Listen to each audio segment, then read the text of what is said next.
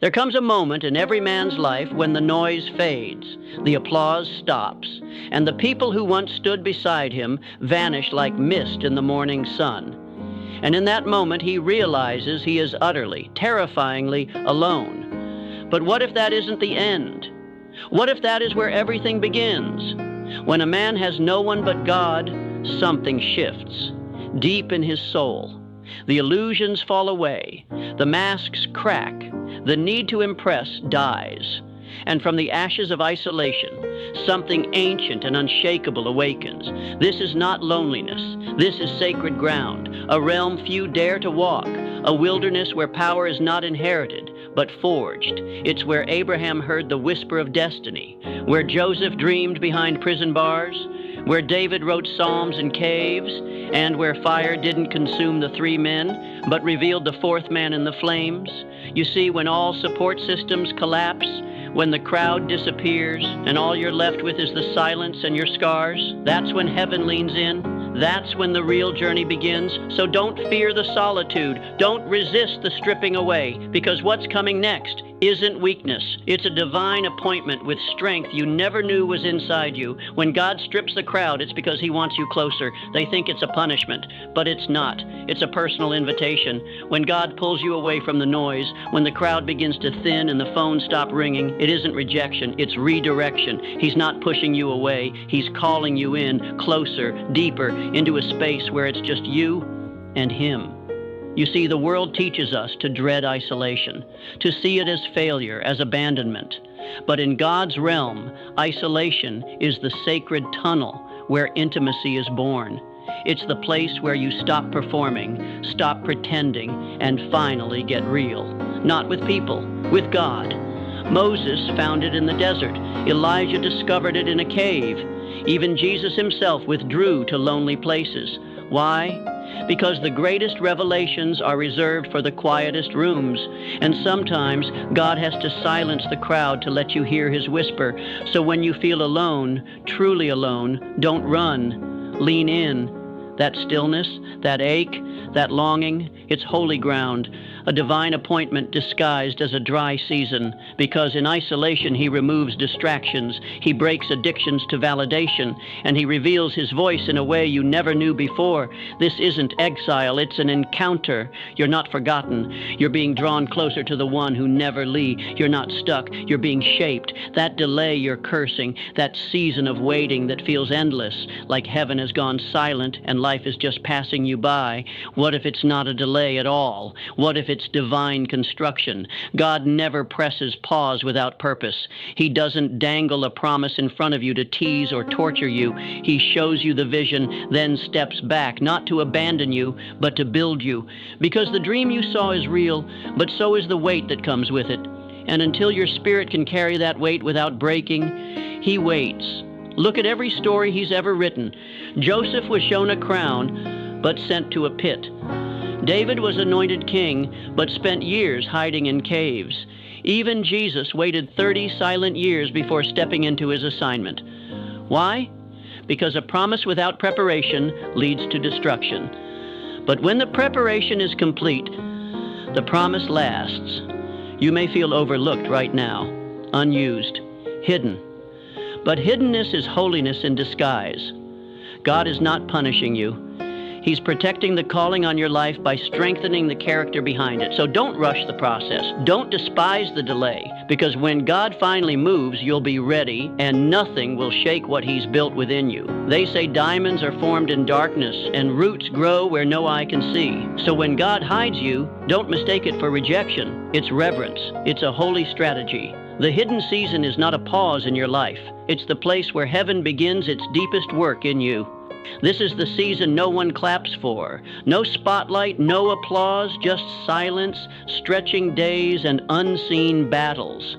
But behind that curtain, God is sculpting your character. He's digging deep into your foundation, because what he's building through you is too sacred to be rushed. People may overlook you, the world may forget you. But God, he covers what he cherishes. He veils what he's preparing for greatness, not to keep it from the world, but to protect it until the time is right. like Moses in the desert, like Jesus in the wilderness, like David in the fields. So don't fight to be seen. Don't strive to be noticed.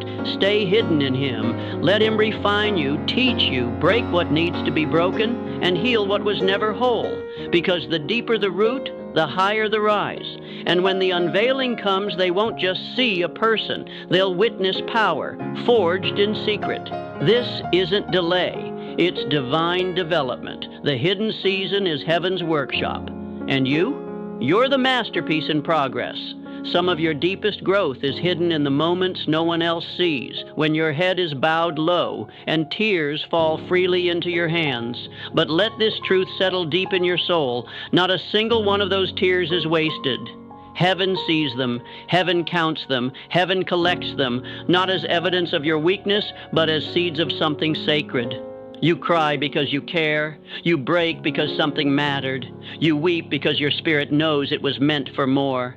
And while the world may look at tears as failure, God sees them as water, life-giving, soul-cleansing, promise-preparing water. Each tear carries memory, prayer, pain, and purpose. And together they nourish the very soil where your next season will bloom. When the night is long and your eyes are sore from crying, remember this.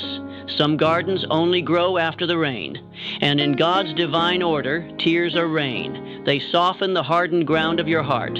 They break pride, birth compassion, and make room for joy you once couldn't imagine. So cry when you must, but never in despair. Your tears are not the end. They are the proof that something is growing beneath the surface, and when the season shifts, you'll look back and know that every drop had a purpose. Sometimes life doesn't chip away at you gently. It shatters you, the loss, the rejection, the failure. It breaks pieces of you thought would always hold. But listen closely, this breaking, it isn't your undoing, it's your becoming. When God allows the breaking, it's never random. It's surgical, intentional, precise. He's not tearing you down to leave you in ruins. He's clearing out the rot, making space for what is real, what is lasting, what is eternal. He knows the weak places we've built our lives on, the pride we hid behind, the comforts we clung to, the illusions we mistook for strength. So He breaks them, gently or forcefully, but always lovingly, because you were not made to be fragile. You were made to be unshakable, and unshakable things must be forged. This process hurts. It confuses. It stretches the soul until all that's left is surrender. But in that surrender, God begins the rebuild. Stronger foundations, sharper vision, deeper roots, and a heart that no longer relies on circumstance to feel secure. The breaking is not punishment. It is preparation. He's not discarding you. He's defining you. He's molding a version of you that can stand where others fall, love where others hate, and trust where others tremble.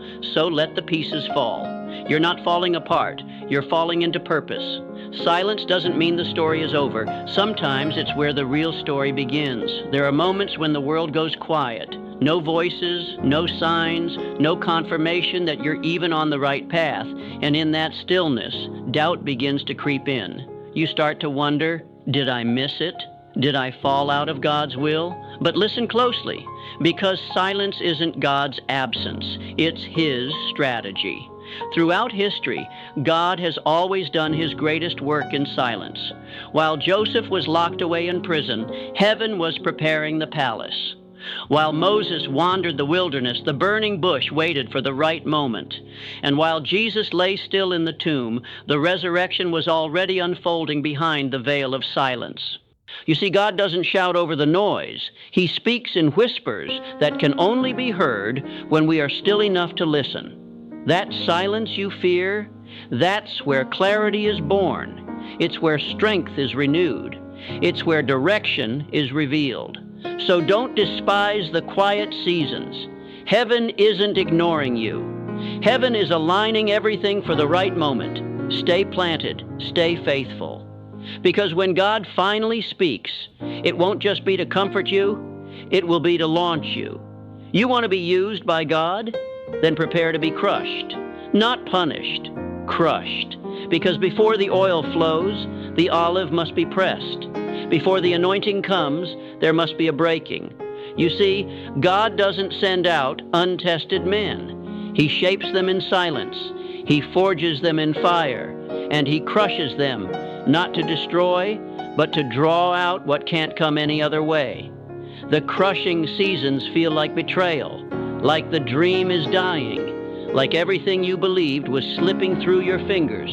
But look closer. The crushing is not the end. It's the divine beginning. It's heaven's process, because within the breaking lies the releasing. Moses was crushed by exile before he ever heard the voice from the bush. Joseph was pressed in prison before he sat in the palace. Jesus was crushed in Gethsemane before he conquered the grave.